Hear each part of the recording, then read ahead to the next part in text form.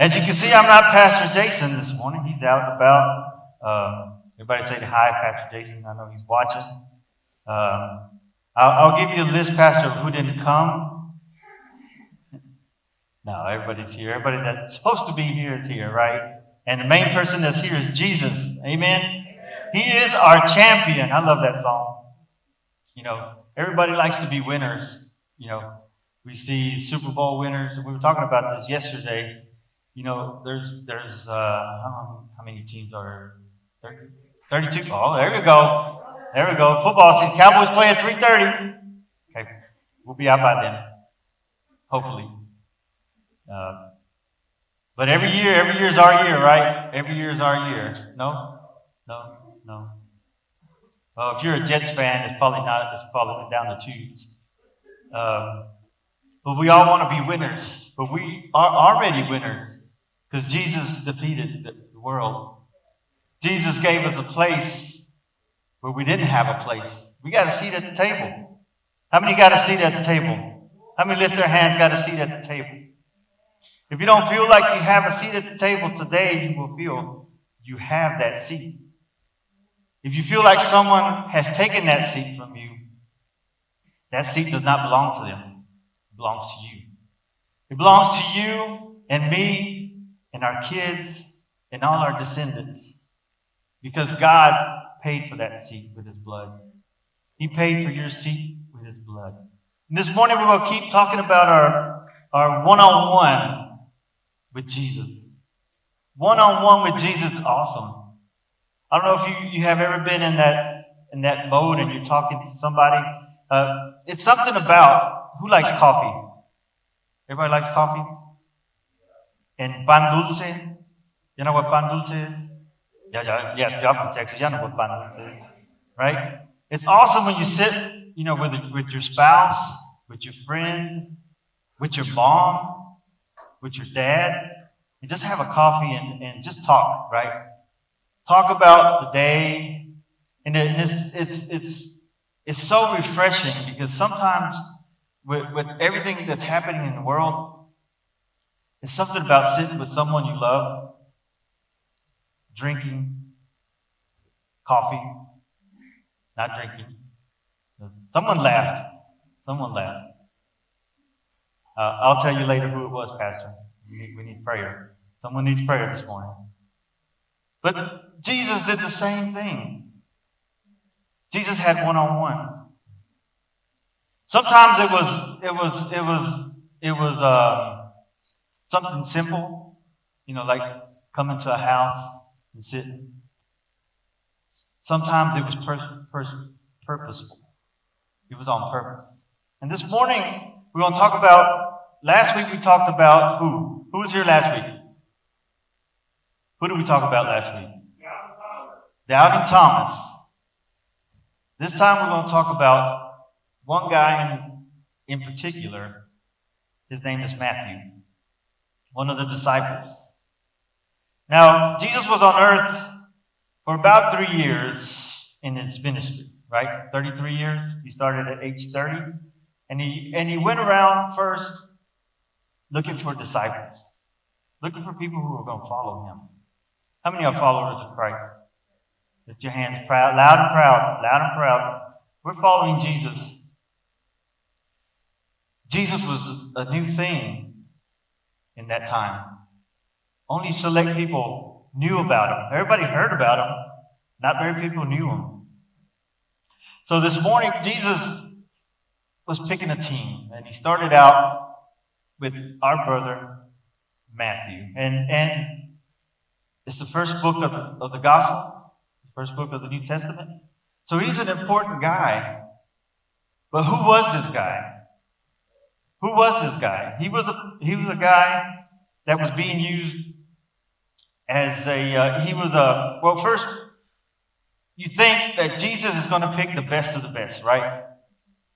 Yeah, you would think, right? Because nowadays, you want to have the best worship leader, the best pastor, the best, you want to have all these things.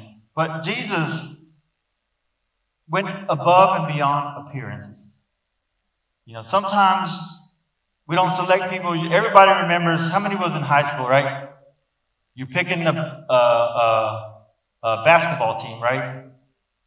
And then you pick. Of course, you're going to pick Brother Jason because he's like 6'5", right? I'm picking on Brother Jason. Yeah. You're not going to pick me because I'm a little smaller. I'm Hispanic. Hispanic plays soccer. You know, we don't play basketball very well, but I played basketball pretty good.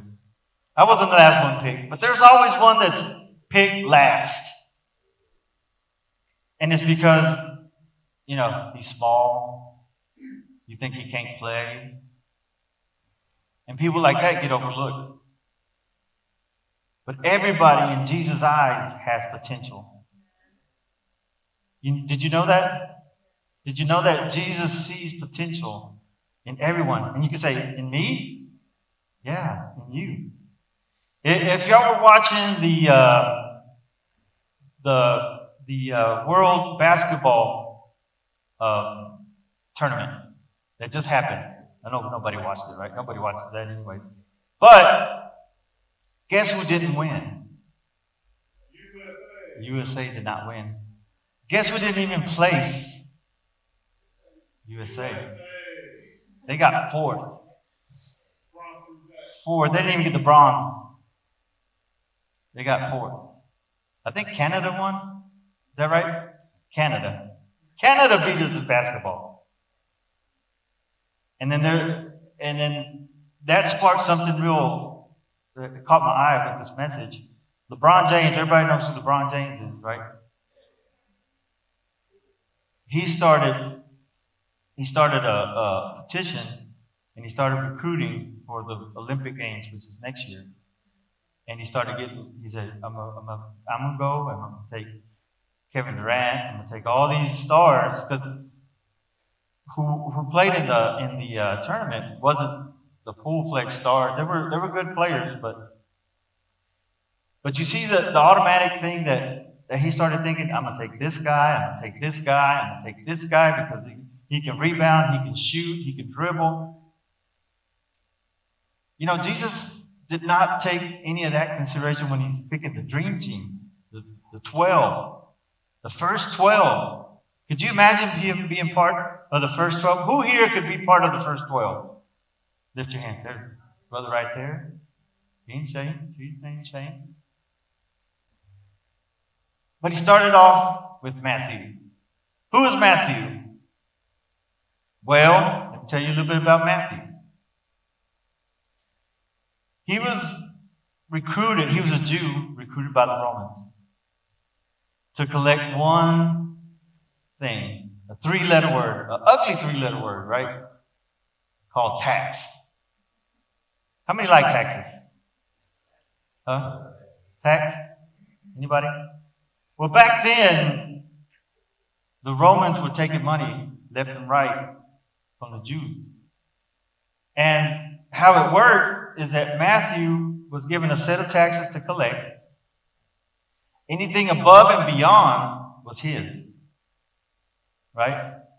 So if he was charging you $1,000 for tax, and he was able to get $1,500 from you, he got $500. So you can see how that was kind of, it was tough. That's the way you make. I used to sell cars back in the day, a while back, and there's nothing sleazier. No, I'm not going to say that, because I used to be one, right? Than a used car salesman. You ever heard that before, right? You always go up there and they try to take every single cent from you. But I wasn't. I was a Christian. I made enough, but imagine that. Imagine that guy. That tax collector. It wasn't like the IRS. Like the IRS, we don't know who that guy is, right? They just send us a bill and take money from our checks now. But they were able to see who Matthew was, because Matthew was talking to him and her and say, hey, this is what you owe me. This is what you owe Roman. And he was taking money from the people, from the Jewish people. He had ground tax, occupational taxes, even fish tax. A cart tax, bridge tax, road tax, poll tax, 10% income tax. The Jews paid about 50% income tax. And I know what you're thinking. I know what you're thinking. Matthew was a Democrat. No, he wasn't. Close, but he wasn't. But even then, in these areas, he picked them. Jesus picked them. A guy that was not the most popular in the group. In fact, tax collectors were thought of as unclean. And you know what? They weren't even allowed in church. They were that bad. And that's selection number one for Jesus. You know why? Because Jesus used this right here. He didn't use this. He didn't use this. He used his heart. He knew that Matthew had potential. Everyone knew Matthew's flaws. Everyone knew that Matthew wasn't a good candidate. I bet you there were Christians, there was deacons all over the place saying, hey, why did you choose him? Why didn't you choose me? I'm the one that's up here playing the piano. Why didn't you choose me? Jesus saw something different than what the world had. You're not defined by your job, by your status, by your color, by your gender. You're defined by what's inside of you. The world tries to hide that. The world tries to say that because you're this, this, and this, you can't serve. And there was one beautiful thing, and we start out in Matthew. Jesus told him, follow me. Follow me. Two simple words. I imagine at one point in our lives, we heard those words. And we had to choose. Matthew had to choose. His livelihood, his way of life, or follow the King of Kings and Lord of Lords. And that's the challenge we all have. Are we able to follow Jesus? Now Jesus and Matthew were two different people. People loved Jesus at that time. People admired Jesus. People hated Matthew. They thought Jesus was the salt of the earth, and Matthew was the scum of the earth. Jesus freely gave his time. Matthew took advantage of people. Jesus healed people. Matthew destroyed livelihoods. They couldn't be further apart. But it was one simple thing that Jesus said. Follow me. Now, he didn't put any restrictions and say, okay, pay everybody back. You know, a lot of times we think we're the ones that decide that. Sometimes we think we're the ones that say, okay, you can be a worship leader, but you have to do this, this, and this first. No, Jesus did not say anything like that. Jesus said, follow me. Sometimes we overcomplicate things, right? We overthink things. We think that, why me? Or why not me? Follow me. And at one point, I would think Matthew heard about Jesus. Most people that have hard jobs like that are not really bad people. It just seemed like it, right? Like that receptionist that won't let you in at the clinic. You know, wait, hold your turn. You know, sometimes people deal with a lot of people. You know, not everybody has the patience You know, not everybody has the persona to handle those type of issues. And you're like, man, I'm sick. My head hurts. I need to get in there. Yeah, but you're one of 30, and she has to deal with everybody. You know, it's important to know that everybody is not defined by what they do, but who they are. Get to know people who they are. Jesus wanted to know who you were, Susan. He wanted to know who you were, Tyson. Who you are. Listen. It's important to notice that one thing that had to happen is that Matthew got up as soon as Jesus said, follow me, and he left his post. He left that place. Why do you think that was? Because sometimes the thing that surrounds us prevents us from following Jesus to the fullest. You know, we have to let go of a few things to be able to follow. He did that with all the disciples. He did it with Peter. He said, follow me. And he left his fisherman post and followed him. All the disciples made that decision. We are disciples of Jesus. You are a disciple of Jesus. And he says, follow me. We have to leave unhealthy habits, unhealthy relationships, unhealthy places. We all know what those are. We all know what those situations make us take 3 steps back instead of 2 steps forward. And until we don't do that, we can't fully understand how we're going to have that one-on-one with Jesus. We all want to have that one-on-one with Jesus, and we have to do that. Now, I know what you're thinking. Oh, here comes a list of rules. Here comes a list of rules that you have to follow. No.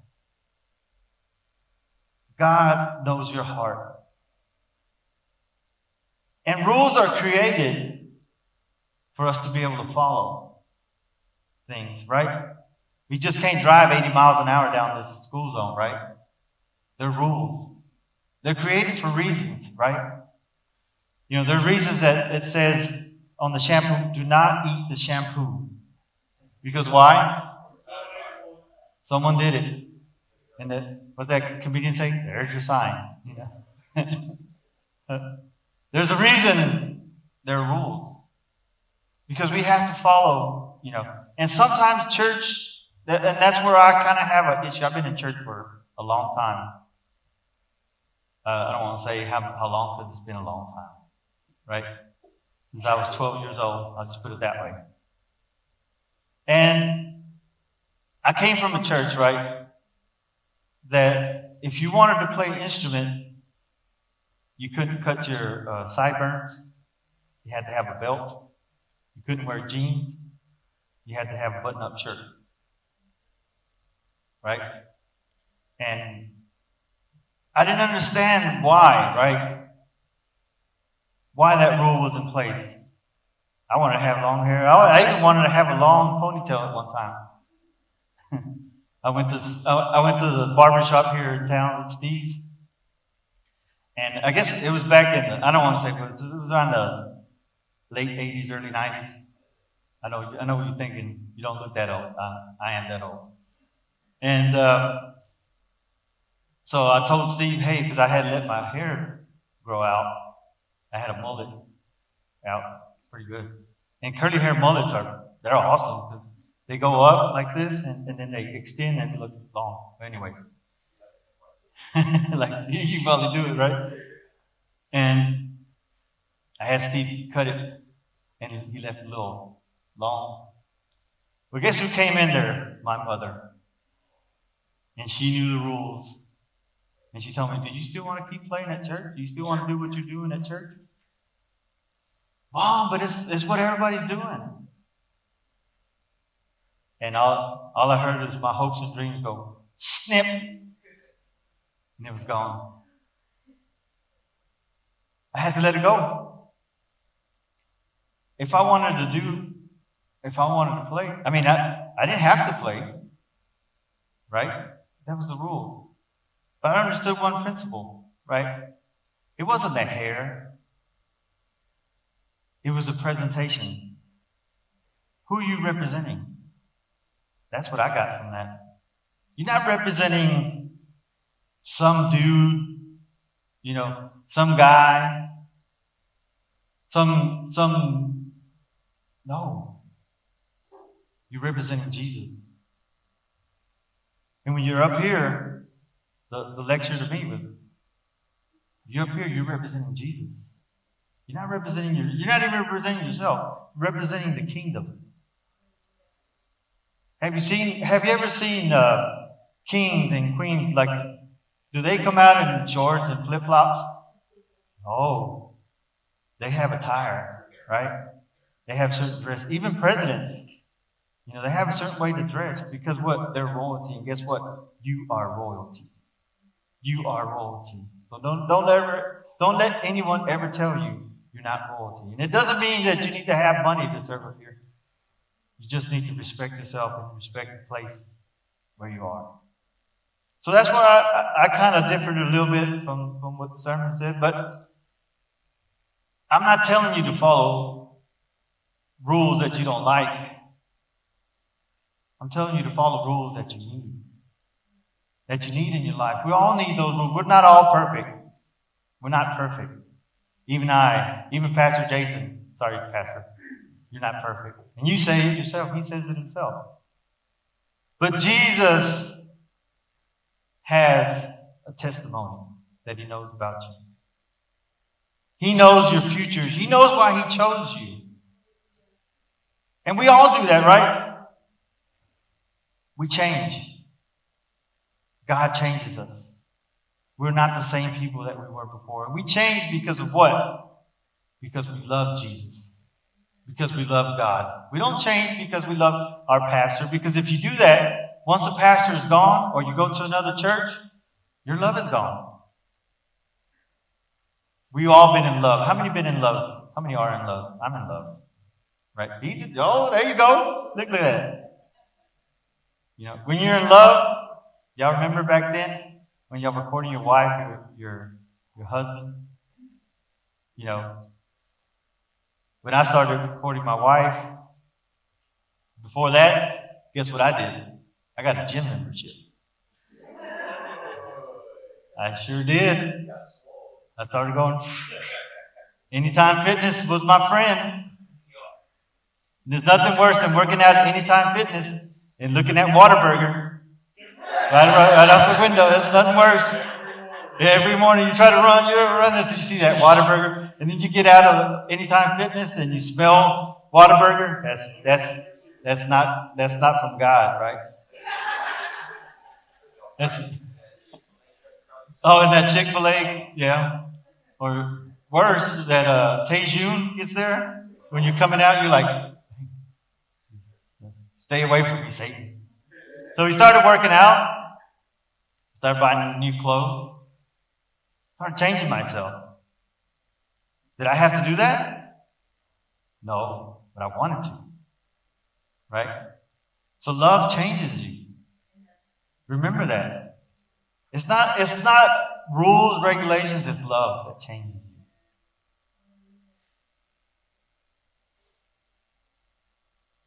What will we give up to accept Jesus? Everything. God will make you change. I don't know if I told this or not, but my dad was a pastor, right? And I was the last one to convert. I was the heathen in the family, the last one. Oh, you too? Yeah, I know. That's why we kind of have the same thing, right?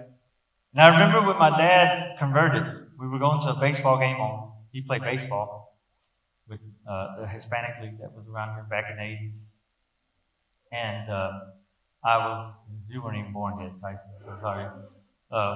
Anyway, we were driving to a game. We were going down the road. And he stopped the truck. I said, Dad, what's wrong? You going to check something? Thought something was wrong with the truck. No, he opened the window. He used to carry his cool cigarettes right here. I don't know if y'all seen that before, but back in the day, it was kind of a thing. He had the big cigarettes right here. He took it off, threw it out the window.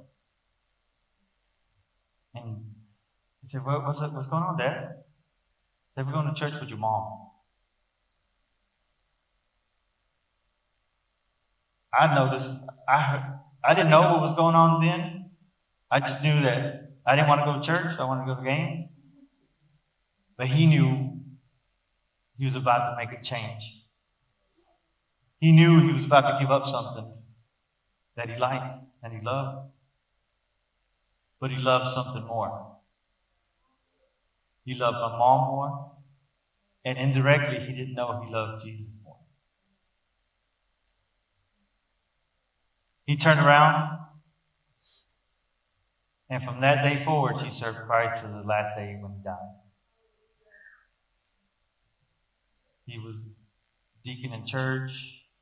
He was leader in church. He became a pastor for 12 years. We had church. And he served God to the end. You know, it's great. So I know firsthand of a guy that did this.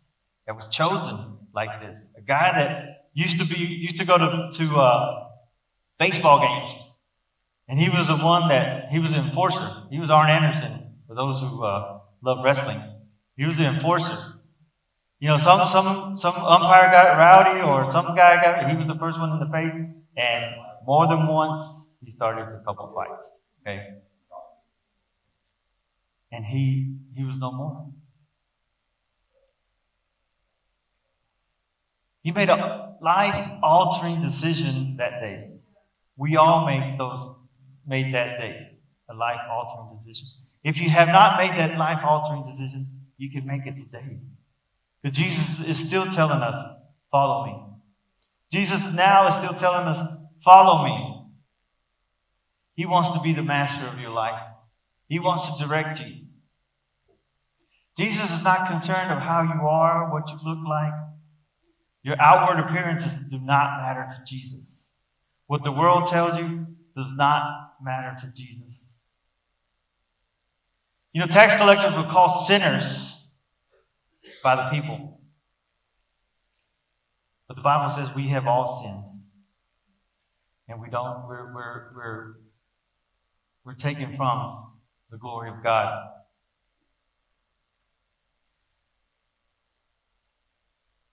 Now, there's always the other person, right?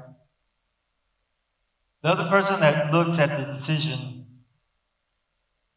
Why is Francisco, that was my dad's name, why is he a deacon now? He was the guy that used to cuss people out at the baseball game.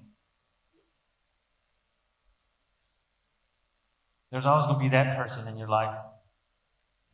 When you start changing, why is he? He was the one that used to do this. He was the one that used to do that. Criticism will abound. And it'll abound to the last day because the enemy does not like you to follow Jesus. He wants you to follow him.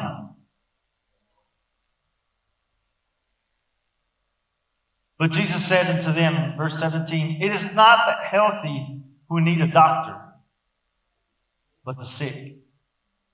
I have not come to call the righteous, but I have come to call sinners. Sinners to the redemption. Now, there was people called the Pharisees back then. They were the finger pointers. They liked to point fingers. You see who was hanging around Jesus?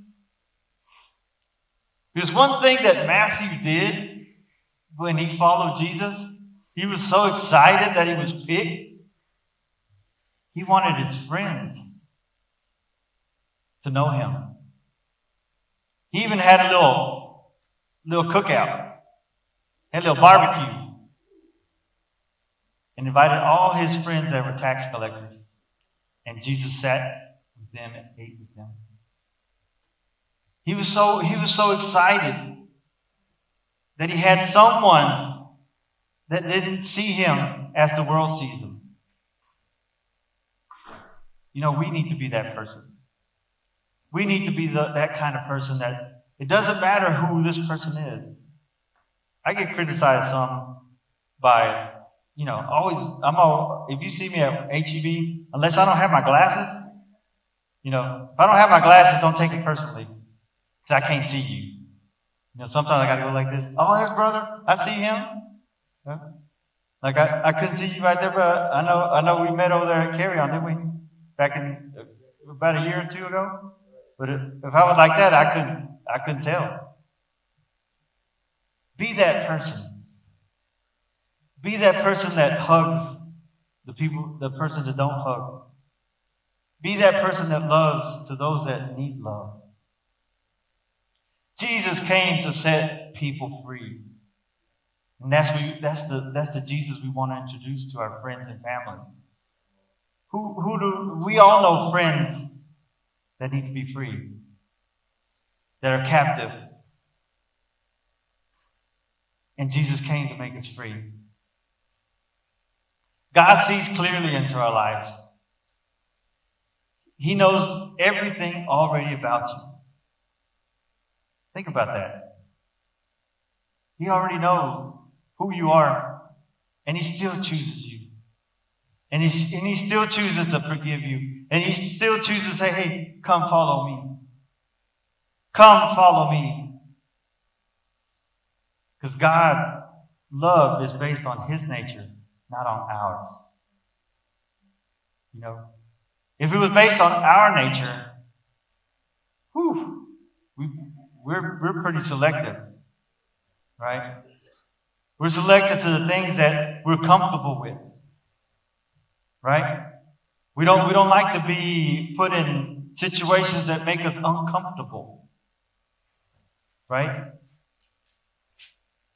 If you're a Republican, you don't want to sit with Democrats. And Democrats don't want to sit with Republicans. And independents, I don't know. There's a governor in Mexico, that he's the governor of Nuevo León, and he's trying to lead. He always says, if I can get like the Republicans and Democrats out of here, I can make our state look like Texas. And he's doing a lot of things. He's brought in Tesla. He's bringing in billion-dollar companies to be in that state. All because he's trying to do the right thing.